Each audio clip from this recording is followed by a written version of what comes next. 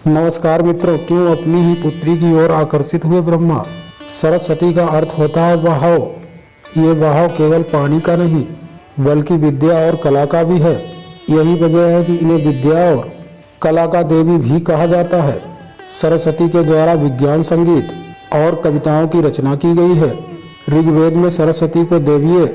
मित्रों, वीडियो में आगे बढ़ने से पहले अगर आप वीडियो पर नए हैं तो चैनल को सब्सक्राइब कर लें और घंटे को दबाकर ऑल पर सिलेक्ट कर लें ताकि रोजाना नई अपडेट आप तक पहुंचती रहे।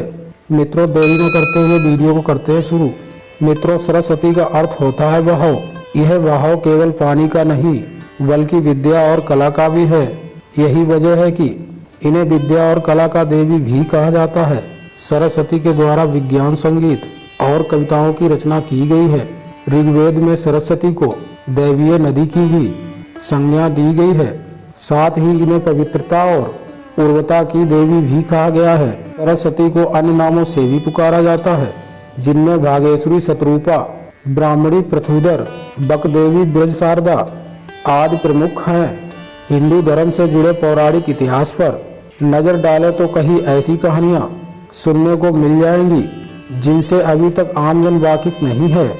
विस्तृत इतिहास होने की वजह से कुछ घटनाएं छूट जाती हैं तो कुछ नज़रअंदाज कर दी जाती हैं।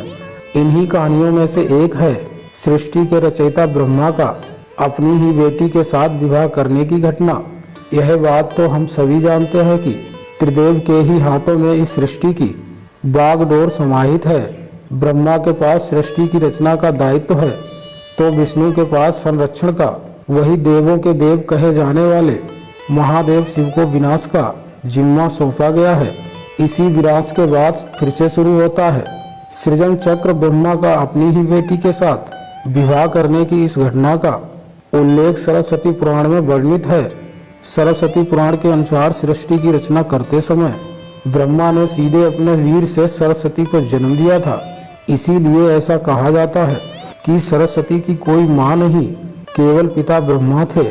सरस्वती को विद्या की देवी कहा जाता है, लेकिन विद्या की यह देवी बेहद खूबसूरत और आकर्षक थी कि स्वयं ब्रह्मा भी सरस्वती के आकर्षण से खुद को बचाकर नहीं रख पाए और उन्हें अपनी अर्धांगिनी बनाने का विचार करने लगे। सरस्वती ने अपने पिता की इस मनोभावना को भांपकर उनसे बचने के लिए चारों दिशाओं में छिपने का प्रयत्न किया, लेकिन उनका हर प्रयत्न बेकार साबित हुआ। इसीलिए विवश होकर उन्हें अपने पिता के साथ विवाह करना पड़ा। ब्रह्मा और सरस्वती करीब 100 वर्षों तक एक जंगल में पति पत्नी की तरह रहे। इन दोनों का एक पुत्र भी हुआ जिसका नाम रखा गया था स्वयंभू मनु। इसके उलट मत्स्य पुराण के अनुसार ब्रह्मा के 5 सिर थे। कहा जाता है कि जब ब्रह्मा ने सृष्टि की रचना की तो वह इस समस्त ब्रह्मांड में अकेले थे। ऐसे में उन्होंने अपने मुख से सरस्वती संध्या ब्राह्मणी को उत्पन्न किया। ब्रह्मा अपनी ही बनाई हुई रचना सरस्वती के प्रति आकर्षित होने लगे और लगातार उन पर अपनी दृष्टि डाले रखते थे। ब्रह्मा की दृष्टि से बचने के लिए सरस्वती चारों दिशाओं में छिपती रही, लेकिन वह उनसे नहीं बच पाई। इसीलिए सरस्वती आकाश में जाकर छिप गई, लेकिन अपने 5वें सिर से ब्रह्मा ने उन्हें आकाश में भी खोज निकाला और उनसे सृष्टि की रचना में सहयोग करने का निवेदन किया। सरस्वती से विवाह करने के पश्चात सर्वप्रथम मनु का जन्म हुआ। ब्रह्मा और सरस्वती की यह संतान मनु को पृथ्वी पर जन्म लेने वाला पहला मानव कहा जाता है। इसके अलावा मनु को वेदों, सनातन धर्म और संस्कृत समेत समस्त भाषाओं का जनक भी कहा जाता है।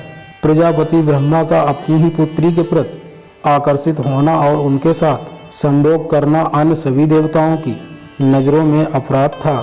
सभी ने मिलकर पापों का सर्वनाश करने वाले शिव से आग्रह किया कि ब्रह्मा ने अपनी पुत्री के लिए यौनाकांक्षाएं रखी, जो कि एक बड़ा पाप है। ब्रह्मा को उनके किए का फल मिलना ही चाहिए। क्रोध में आकर शिव ने उनके 5वें सिर को उनके धड़ से अलग कर दिया था। शिव पुराण के अनुसार ब्रह्मा के सर्वप्रथम 5 सिर थे, लेकिन जब अपने 5वें मुख से उन्होंने सरस्वती, जो कि उनकी पुत्री थी, तो उनके साथ संभोग करने के लिए कहा तो क्रोधावश सरस्वती ने उनसे कहा कि तुम्हारा यह मुंह हमेशा अपवित्र बातें ही करता है। इसकी वजह से आप भी विपरीत ही सोचते हैं। इसी घटना के बाद एक बार फिर भगवान शिव अपनी अर्धांगिनी पार्वती को ढूंढते हुए ब्रह्मा के पास पहुंचे तो पांचवें सिर को छोड़कर उनके अन्य सभी मुखों ने उनका अभिवादन किया, जबकि पांचवें मुख ने अमंगल आवाजें निकालने शुरू कर दी। इसी कारणवश क्रोध में आकर शिव ने ब्रह्मा के पांचवें सिर को उनके धड़ से अलग कर दिया। मित्रों, मैं आशा करता हूँ आपको ये हमारी वीडियो पसंद आई होगी। पसंद आई हो तो चैनल को सब्सक्राइब जरूर कर लें और घंटे को दबाकर ऑल पर सिलेक्ट कर लें ताकि रोजाना ऐसी ही अपडेट आप तक पहुँचती रहे। जय श्री सीताराम।